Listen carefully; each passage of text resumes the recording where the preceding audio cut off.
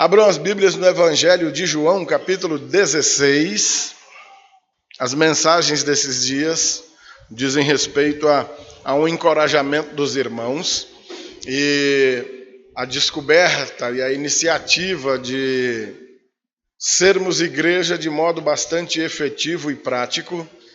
Nós condenamos o fato do mero congregar sem compromisso, do mero frequentar o culto. Eu tenho dado bronca em gente quando eu ouço dizendo: eu frequento a igreja lá do pastor Walter. A igreja não é nem de Jesus mais não, é minha.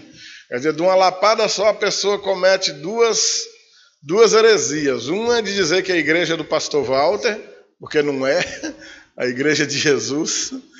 E outra é a de dizer que frequenta.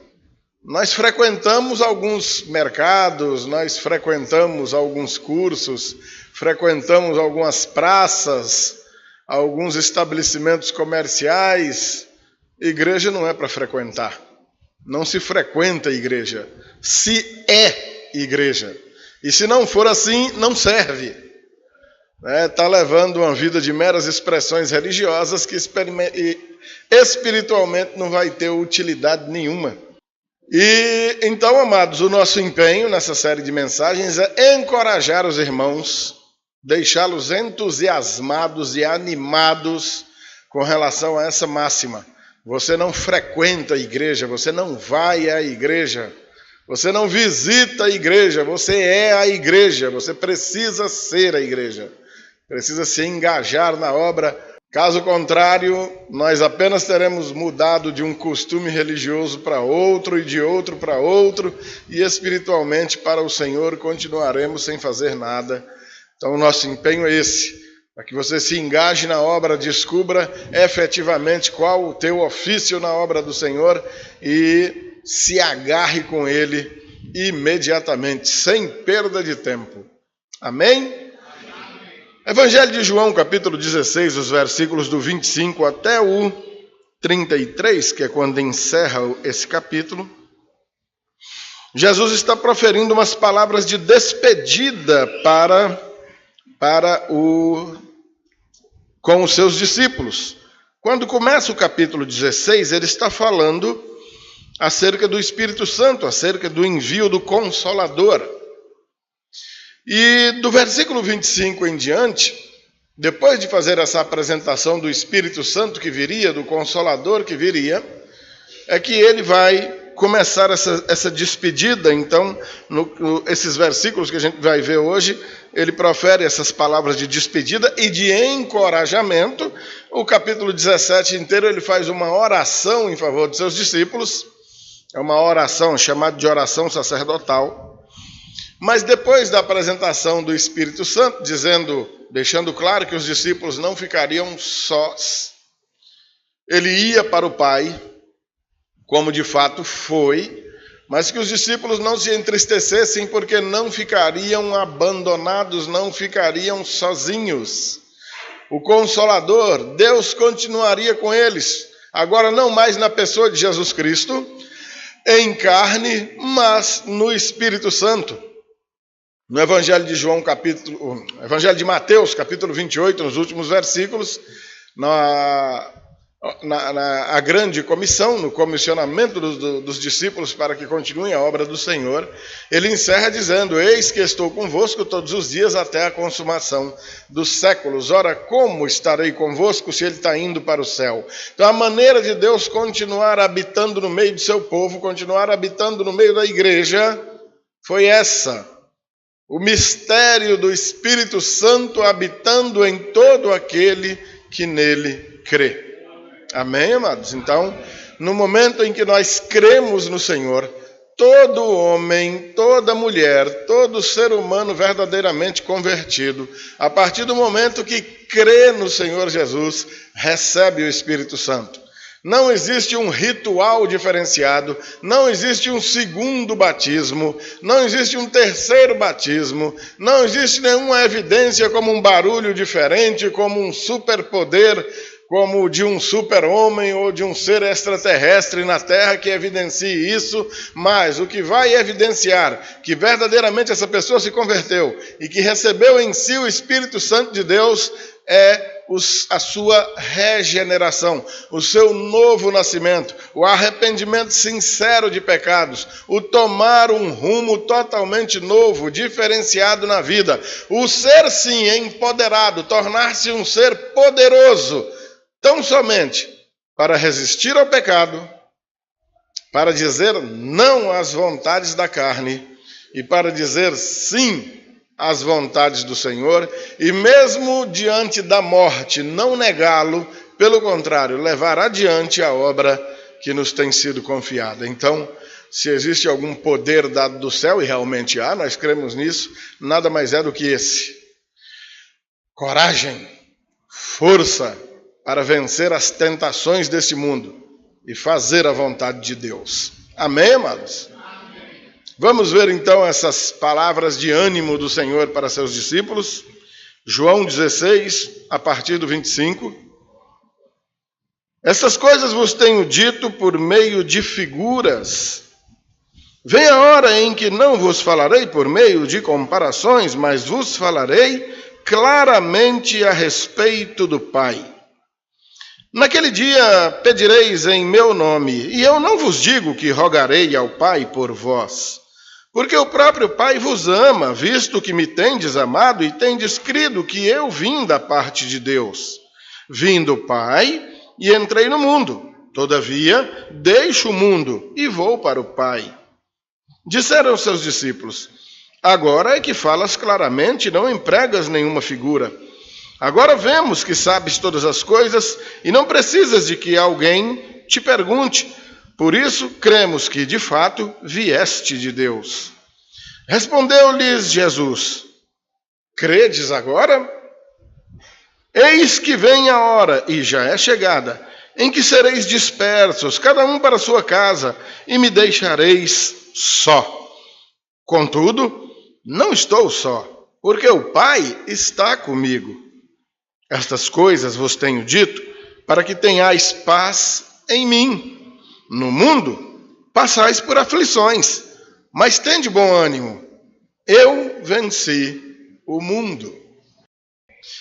Ora, amados, depois de fazer essa apresentação acerca do Espírito Santo e do Senhor falar de uns modos, vamos dizer assim, mais enfáticos acerca da vinda desse Consolador, o Senhor começa aqui dizendo: essas coisas eu vos tenho dito por meio de figuras, por meio de comparações. Vocês sabem que os evangelhos estão carregados de parábolas, não é isso? Curiosamente, o evangelho de João não tem parábolas. Tem uma parábola meio parábola, meio mandrake, só no próprio texto que a gente vai ver. Depois de Jesus ter contado essa parábola, que está no Evangelho de João, capítulo 10, mas não é uma parábola que tem muita comparação com as dos outros 3 evangelistas, de maneira nenhuma, longe disso. No Evangelho de João ele usa uma linguagem realmente diferenciada.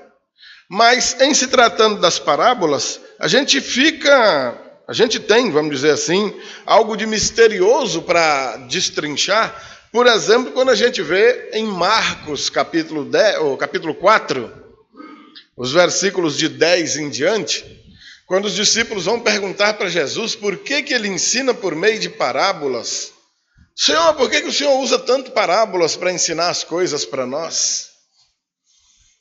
E a resposta de Jesus é no mínimo intrigante, ela nos deixa assim, vamos dizer, de cabelo em pé, quando ele vai dizer então que por meio das parábolas, pessoas simples compreenderiam o seu ensinamento, enquanto que doutores não entenderiam.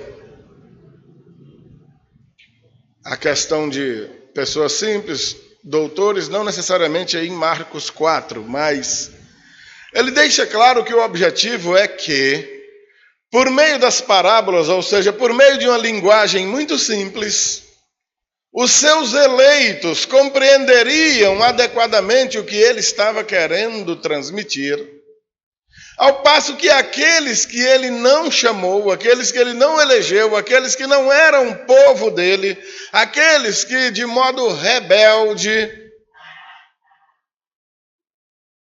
apaixonados pelo mundo, nem um pouco dispostos a amarem o Senhor, também ouviriam, mesmo ouvindo as mesmas palavras, mesmo vendo os mesmos sinais, os mesmos milagres, continuariam com seus corações endurecidos e não reconheceriam o Senhor. E de fato foi o que aconteceu. Se você tiver paciência, não perca João, que nós vamos voltar para aí. Olha lá em Marcos 4, só para você ver como ele fala, como a linguagem é dura. Marcos 4, 10. Tiraram Marcos da minha Bíblia aqui. Não, está aqui, achei ele de novo. Olha que interessante, ó. Marcos 4, de 10 a 12 apenas. Olha como ele fala. Olha só.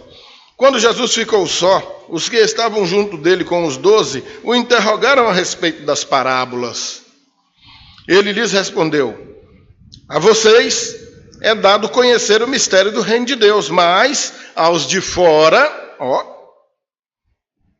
tudo se ensina por meio de parábolas. Para quê? Olha só que coisa. Vendo, vejam e não percebam, e ouvindo, ouçam e não entendam, para que não venham a converter-se e haja perdão para eles. Alguém pode dizer, cruz credo. Jesus nesse dia estava num mau humor, né?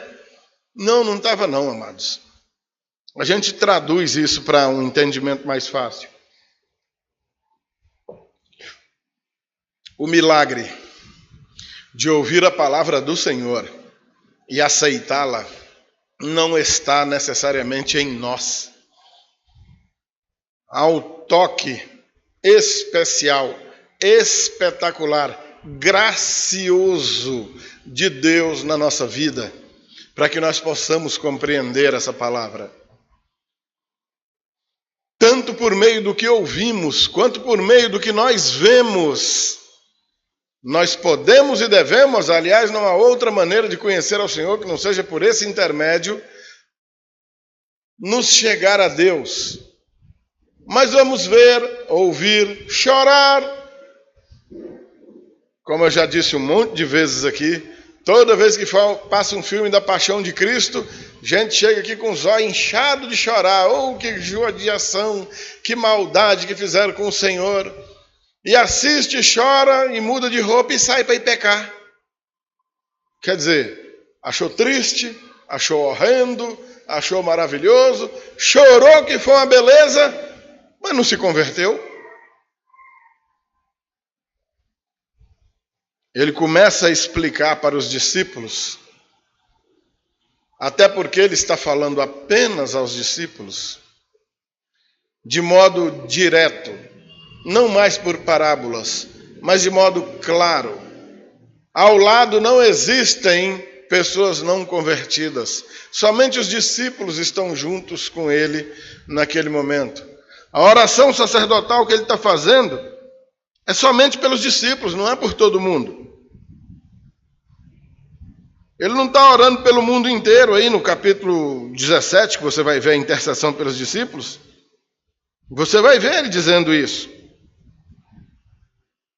Está intercedendo só em favor dos seus. Todo mundo nesse mundo, meus amados, prestem bem atenção. Todo ser humano nessa terra desfruta das bênçãos de Deus. O sol nasce para todo mundo. A chuva cai para todo mundo. O vento sopra para todo mundo. São chamadas de bênçãos naturais. É por isso que você vê uma pessoa má, uma pessoa perversa, cruel, perseverando na vida. Isso dá um nó na tua cabeça. Puxa vida, aquela pessoa é tão má, parece que não tem problemas na vida. Eu sou tão boa e só vivo num perrengue terrível. Quem sabe, né? Nós é que achamos que nós somos bons, né? Mas o Senhor é que sonda nosso coração. Que enganoso é o coração do homem, né? Porque Deus abençoa a todos com bênçãos naturais nesse mundo de modo igual. Não tem um mais privilegiado do que outro, não. Já suas bênçãos espirituais, o que diz respeito à salvação para a vida eterna, essas são destinadas apenas aos seus, àqueles que ele escolheu. Por isso ele proferia suas parábolas ensinando suas coisas. Alguns ouviam, mas não entendiam bulufas.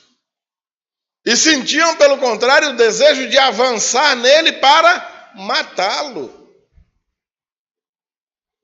É desses que ele está falando, para que não entendam e não se convertam e não sejam salvos. O mesmo acontecia com os milagres. Tanto tempo se passou e hoje, século 21, até hoje, se passar um carro de som, olha, na igreja acolá, vai ter um horror de milagre. É show de milagre, cachoeira de milagre. O cego vai enxergar, o aleijado vai andar, o povo sai correndo tudo para lá para ver. Não cabe gente lá nesse dia. Todo mundo lá para ver o cego enxergando, o mudo falando, o aleijado andando, o morto ressuscitando, como se isso testemunhasse alguma coisa em favor do Senhor. Se ver milagre e convertesse pessoas, nos dias de Jesus não tinha ficado um sem se converter naquela Palestina. Estava todo mundo convertido. Não obstante, um monte de gente ainda queria matá-lo. Olha, dia de sábado e ele curou esse cego, vamos matar.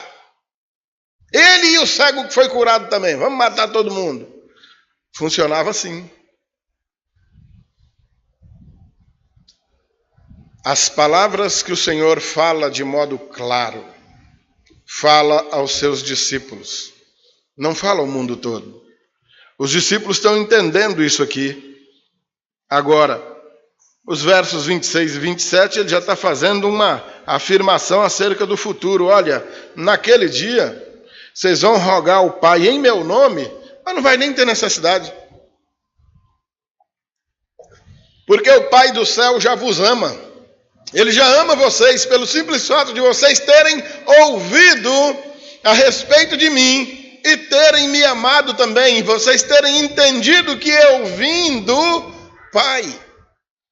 Esse é o sinal de que vocês, naquele dia, vão clamar ao Pai em meu nome e eu nem vou mais interceder por vocês, não vai haver essa necessidade. Agora, no entanto, ainda há. Tanto os discípulos clamariam a Deus em nome de Jesus, quanto naquele dia, quando com ele estivermos eternamente, não teremos mais a necessidade de clamar em nome dele. Estaremos pessoalmente com o Senhor. Não teremos mais necessidade alguma. Não haverá mais dor, não haverá mais pranto, não haverá falta de absolutamente nada. Amém, amados? O intercessor, o Senhor Jesus, o único mediador, pelo qual você vai encontrar em Atos 4, versículo 12, porque não há nenhum nome dado entre os homens pelo qual importa que sejamos salvos, a saber, Jesus. 1 Timóteo 2,5, porque há um só mediador entre Deus e os homens, Jesus Cristo. Romanos 8,34, ele está sentado à destra de Deus Pai e intercede por nós. Ele é o próprio intercessor, ele é o próprio mediador, não existe outro. Nem mediador, nem mediadora, nem medianeiro, nem santo intercessor, nem santo protetor, não tem nada disso. O próprio Senhor Jesus cumpre esse papel. Quando você confia em qualquer objeto, qualquer anjo, qualquer santo, qualquer santa, qualquer outra criatura do céu, da terra, seja lá de onde for, passando por cima de Jesus, você está cometendo idolatria, pecando contra Deus. E com todo respeito, sendo muito ignorante, que pelo amor de Deus, se você tem Jesus como intercessor, como é que tu vai atrás de outro? Será que existe algum ser em algum lugar mais poderoso que Jesus? Se você souber de algum, me apresente, porque eu nunca ouvi falar. Então Jesus está fazendo essa apresentação a eles. E está lembrando que ele mesmo ensinou que pedisse as coisas em nome dele. E ele vai dizer isso no final da primeira parte aí, dos versículos 23 e 24. Naquele dia, nada me perguntareis, em verdade vos digo, se pedirdes alguma coisa ao Pai, ele vos concederá em meu nome. Até agora nada tens pedido em meu nome. Pedi e recebereis, para que a vossa alegria seja completa. Em seguida ele passa a dizer que naquele dia não vai mais nem precisar pedir. O Pai que vos ama, e vos ama porque sabe que vocês receberam Jesus como Senhor, pelo fato de terem compreendido que Jesus é o Senhor, é o Salvador. Não haverá mais necessidade de intercessão. Não haverá mais falta de coisa alguma. Em verso 28, ele vai se despedir. Vim do Pai e entrei no mundo. Todavia, agora deixo o mundo e vou para o Pai. O caminho de volta. Verso 29. Hoje eu estou com um esboço enorme aqui, escrito à mão. Verso 29 e 30. Disseram seus discípulos: agora é que falas claramente, não empregas nenhuma figura. Agora vemos que sabes todas as coisas e não precisa de que alguém te pergunte. Por isso, cremos que de fato vieste de Deus. Isso aqui é a outra forma, a forma joanina dos discípulos confessarem Jesus. Em Mateus 16, Pedro usa outras palavras, né? Tu és o Cristo, o Filho do Deus vivo. E o que Jesus vai responder para ele? Disseste bem, Simão, filho de Jonas. E isso não foi carne que te revelou, isso foi te revelado pelo Pai. Deus te revelou isso daí. Essa é a forma joanina da mesma confissão. Os discípulos estão confessando. Olha, Senhor, nós entendemos que o Senhor realmente é o Filho de Deus. Olha, nós entendemos que o Senhor realmente é o Salvador. Ora, nós estamos entendendo que o Senhor é o doador da vida. Que estando com o Senhor, nós estamos seguros para a eternidade. Oh, maravilha! Essa é a confissão que se espera de todo aquele que realmente creu. Essa é a confissão que esperamos de todos os nossos irmãos, como resultado de todo o esforço evangelístico da nossa parte. A nossa vida, amados irmãos, é andar pelo mundo sem perder oportunidade alguma de apresentar o Senhor. O mundo inteiro jaz no maligno, diz a palavra de Deus. A condenação é real para 100% do mundo. Não há tempo a perder. Esse mundo não foi feito para ser eterno. Pelo contrário, esse mundo é um parêntese no meio da eternidade. Nós saímos desse mundo para entrar numa vida eterna, a vida que não tem fim, onde o tempo não é contado. Não há mais dias, nem semanas, nem meses, nem anos, nem séculos, nem milênios, mas é eterno. A nossa alma é eterna. E só há dois destinos para essa alma: uma separação definitiva do Senhor, com um padecimento eterno, de uma vez por todas separados desse Deus maravilhoso. E glória a Deus, a eternidade de glória, de alegrias, de descanso, prazeres, com o fim de todo tipo de sofrimento e tristeza, agora, na companhia do Senhor, para sempre. Amém, amados? A nossa pregação diz respeito a isso. Precisamos anunciar ao mundo que a morte é real, que a condenação existe, e que o sacrifício do Senhor Jesus não pode ter sido em vão. Aquilo não foi um teatro, Aquilo não foi porque o Senhor não tinha coisa melhor para fazer. Ele morreu naquela cruz no nosso lugar. Foi uma substituição. Nós deveríamos estar naquela cruz e Ele foi em nosso lugar. Ele pagou a dívida com o seu sangue, dívida essa que nós não pagaríamos nunca. Nos arrancou da condenação, nos tirou do inferno, nos arrancou das trevas e nos transportou para a luz.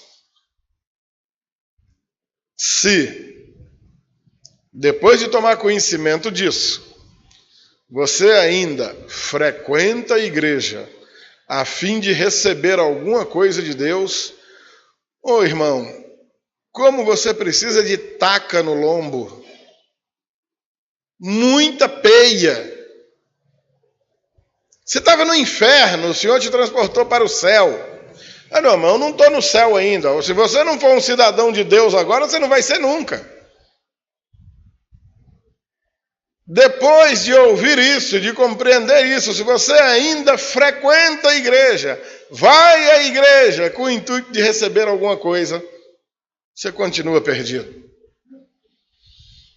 É preciso que esse sentimento invada teu coração e tome conta. O resto dos seus dias tem que ser ações de graças a esse Deus maravilhoso, que sabe-se lá por quê, te amou e te resgatou das trevas para a luz dele mesmo, para a sua companhia eterna, pela graça de Deus.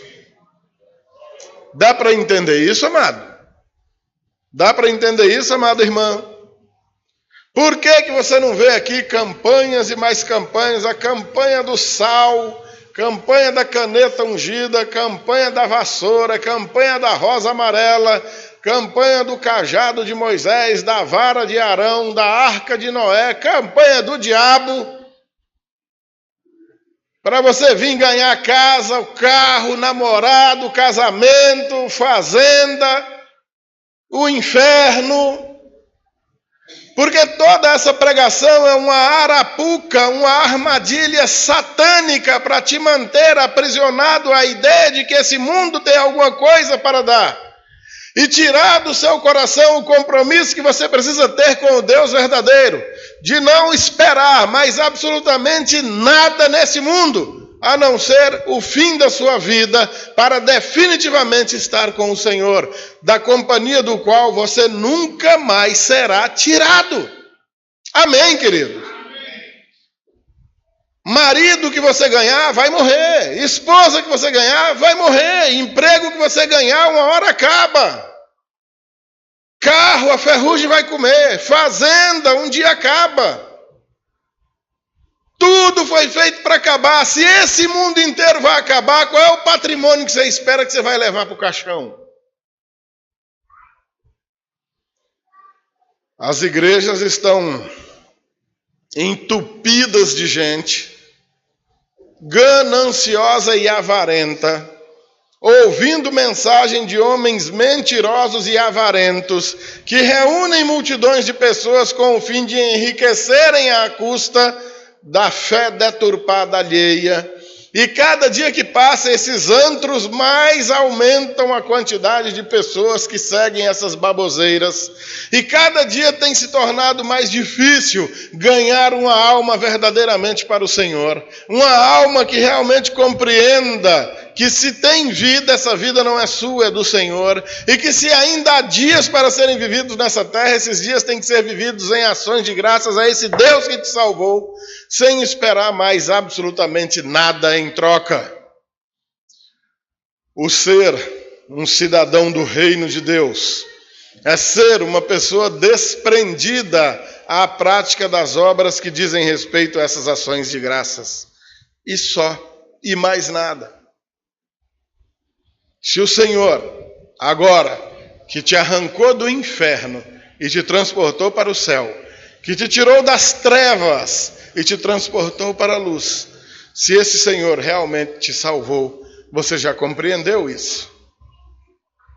Você já entendeu o que são ações de graças? Você já entendeu que nunca teve, nunca foi nada? E que se você tem ou é alguma coisa hoje, você tem e é para o Senhor.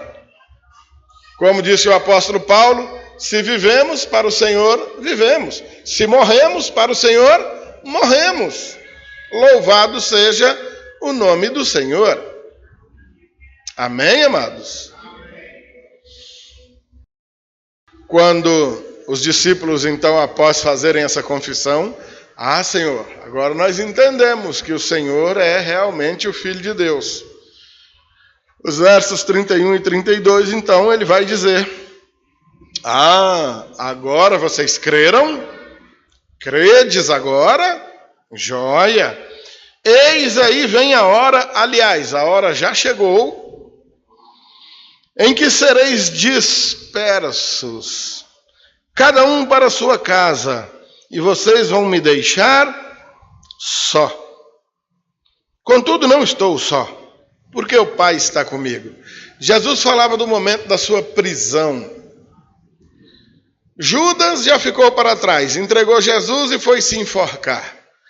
Pedro, até que o galo cantou pela terceira vez, negou o Senhor, ou melhor, Pedro, até que o galo cantasse, negou o Senhor por 3 vezes. E correu também.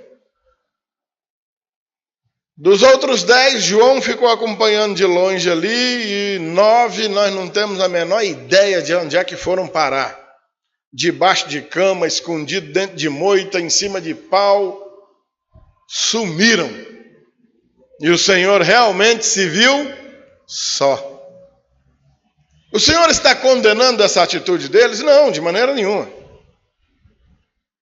O Senhor não está dizendo, olha, na hora que os guardas chegarem para me prender, aquele que correr está perdido. Não, ele não disse isso, não. Mas os discípulos correram, o Senhor sabia disso. O desespero bateu. Entre nós aqui, quem estaria lá do lado que não correria também? Quem estaria na situação de ver, olha, o mestre, que é o mestre, que caminha por cima d'água, que fez tudo que ele fez, está debaixo daquela taca todinha, imagine nós.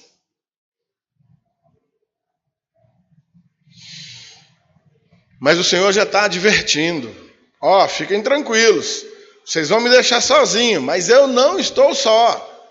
O Pai está comigo. O que eu estou indo fazer tem que ser feito. O que eu estou indo desempenhar não pode ser abandonado no meio do caminho. Eu não posso desistir, eu não posso deixar isso pela metade. Eu preciso cumprir com toda essa justiça. Eu vou até a morte de cruz. Jesus tinha poder para não ir. Ele podia não ir. Mas, amados irmãos, ele foi.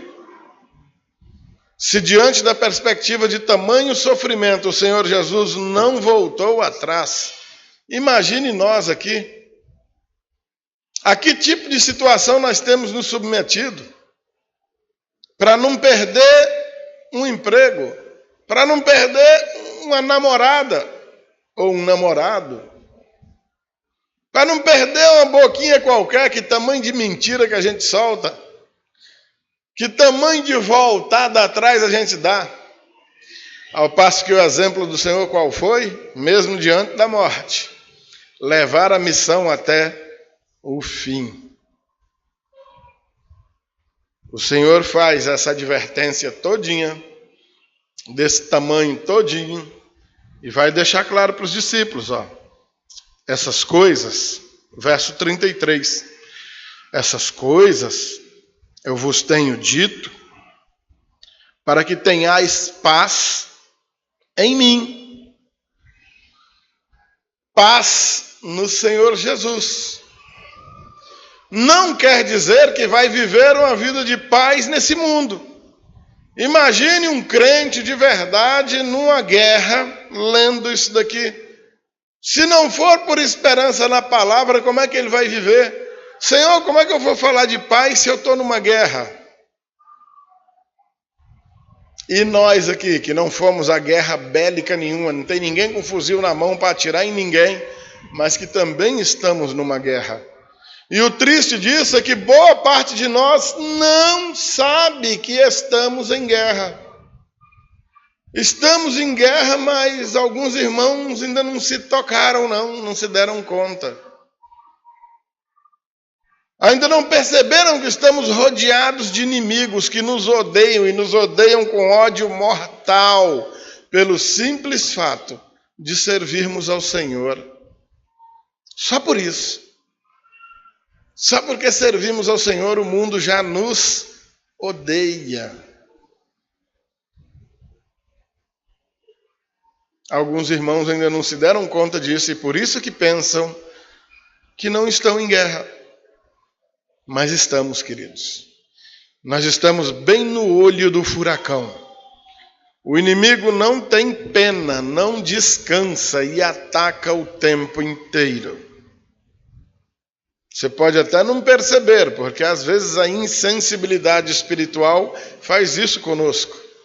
Mas estamos sendo o tempo todo atacados. As armas da nossa milícia não são carnais, não são como armas naturais dos outros exércitos. Nós batalhamos no poder de Deus, fazemos uso da oração. É no joelho que nós marchamos e guerreamos contra o mal. Amém, amados? Amém. E se você não tem esse hábito, você está sendo fuzilado e não está vendo. Por quê? Oração. Orar, mano. Bora. Amanhã, 19 horas, se alguém tiver paciência, dá uma olhada aqui. Toda segunda-feira nós estamos aqui orando. O irmão Washington traz uma palavrinha de reflexão, bem breve. Em seguida, nós nos ajoelhamos aqui ao som. A gente bota um som aqui só para que você possa orar tranquilamente, para que a pessoa do lado não esteja prestando atenção naquilo que você está dizendo, exatamente para proporcionar para você alguma tranquilidade, alguma intimidade. Mas, enquanto eu passo 20, 25, 30 minutos de joelho, às vezes eu levanto para dar uma olhada no som, dou uma olhada, tem gente sentada, tem gente caminhando. Tem gente que virou as cadeiras um de frente para o outro, estão trocando a ideia, falando da novela do Big Brother, aquele cabo, se ele foi embora, aí volta naquele... Enquanto 4 ou 5 estão aqui com o joelho ralando, orando, o resto... O que tu vem fazer aqui, meu irmão? Pelo amor de Deus, me ajuda aí. Não entendeu nada ainda, não sabe que você está em guerra e que o inimigo está descendo o bambu no teu lombo? E que a única maneira de você guerrear contra ele é na oração. Você já não ora em casa, não aproveita os momentos de oração aqui, e o momento específico da igreja que é só para isso, só para orar, você tira para bater papo.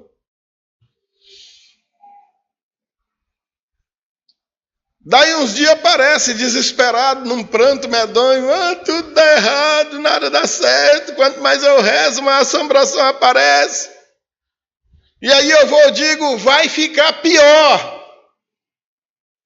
E alguns se enfezem e vai logo embora. Isso é lá igreja, isso é lá pastor. A culpa é minha. O culpado sou eu. É dura essa vida de pastor, né? Você achou que era mole, né? Oh, amados, é brincadeira não, viu? É como a gente o tempo todinho dizendo para a criança, não bota o dedinho na tomada, que dá choque. Ela, choque? O que é choque? Não sabe o que é, né? Não bota o dedinho na tomada que vai dar choque.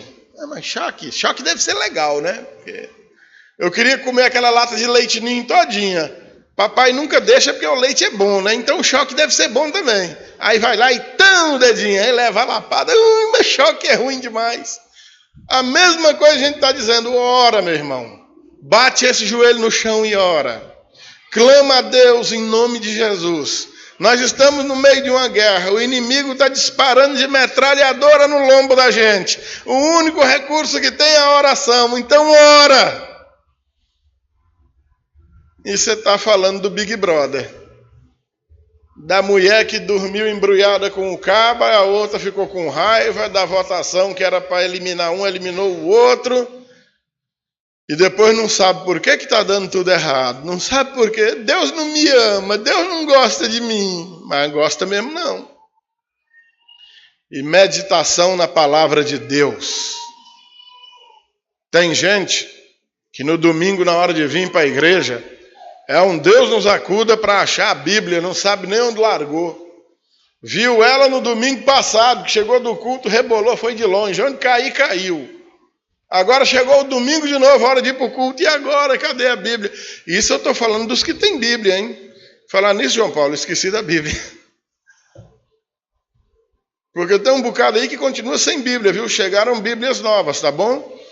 Procurem a gente depois, principalmente jovens, chegou as Bíblias da letrinha miúda aí, e para um velhinho que nem eu é horrível de ler, mas a linguagem é muito boa. Meditação na palavra, querido. Leia essa palavra, medita nessa palavra, leva a vida de oração. Confia no Senhor que vai dar tudo certo. Depois de todas essas advertências do Senhor dizer, beleza, vocês agora creram, mas se preparem, não vai ser mole. No capítulo 17 aí, na oração sacerdotal, você vai ler quando chegar em casa, eu tenho certeza. O Senhor está dizendo isso para Deus, intercedendo em favor dele. Senhor, eu peço que os livre, porque se odiaram a mim, vão odiar a eles também. Se perseguiram a mim, vão perseguir a eles. Se mataram a mim, vão matar a eles também. A palavra do Senhor é super sincera. O Senhor não chamou ninguém dizendo que ia ser moleza. Ele não falou para ninguém que ia ser facinho. Aquele slogan que você ouve em carro de som aí, chamando você para participar da campanha do sal grosso, do gai de arruda, do sei lá do que, tem um slogan bonito, pare de sofrer. Essa é uma proposta do Satanás também, viu? Jesus não prometeu isso para ninguém. Essa promessa quem fez foi o cão. Papo é esse de pare de sofrer, rapaz? Esse nosso sofrimento vai ter fim sim, em nome de Jesus. Quando nós sairmos desse planetinha aqui, quando sairmos dessa terra, quando essa vida acabar, quando o Senhor Jesus vier tirar a sua igreja daqui, aí acabou o sofrimento. Até aquele dia, meus irmãos, prepara o couro do lombo aí, meu querido, lá vem peia. E não se iluda não, é assim mesmo que funciona. A advertência do Senhor é clara, é direta e é sem arrudeio. Como vocês dizem aqui no Piauí, eu digo mesmo é na cara. Vocês não têm esse negócio de dizer aqui? Eu digo mesmo é na cara. Diz nada. Eu vejo uns dizendo isso aí é uma falsidade. Quando o da cara chega, está nem por perto. Mas Jesus fazia isso mesmo, dizia mesmo era na cara. Olha aí. Essas coisas vos tenho dito para que tenhais paz em mim. No mundo, vocês vão passar por aflições. Opa, como é que é o negócio? No mundo vocês vão passar por aflições. Ele não está fazendo essa promessa que o carro de som passa falando, o fim das aflições, pare de sofrer, não. Qual é a promessa? Lá vem a aflição, viu? Tem aflição, tá bom? Vocês vão passar por aflição. Ele não disse, que beleza! Então agora vocês creram, como está aí no versículo 31. Que maravilha, vocês creram, né? Agora então vocês creram. Que joia, então beleza, então não vai mais ter aflição. Acabou o sofrimento. Não foi assim que Jesus falou. Não foi mesmo. Foi o contrário. Agora vocês creram. Mas fiquem sabendo que ainda hoje vocês vão correr tudinho e me largar só. Mas fiquem tranquilos, eu não estarei só, o Pai está comigo. E essas coisas eu tenho dito para vocês, para que vocês tenham paz em mim, porque no mundo vocês não vão ter paz não. É paz de espírito, mesmo em meio à guerra. É paz de quem tem esperança, mesmo quando a esperança parece ter desaparecido. É paz de alguém que espera o triunfo, mesmo diante da morte. Essas coisas vos tenho dito para que tenhais paz em mim. Porque no mundo, vocês vão passar por aflições. Mas, tenham bom ânimo. Eu venci o mundo. Amém, amados? E se ele venceu, aqueles que com ele estão, venceram junto com ele. Amém, amados? aqueles que com ele não estão, não venceram o mundo. Aqueles que com eles não estão, continuam perdidos, continuam em trevas. E não adianta nada acender vela do lado do caixão dele e nem ficar rezando novena depois dele enterrado, não, viu?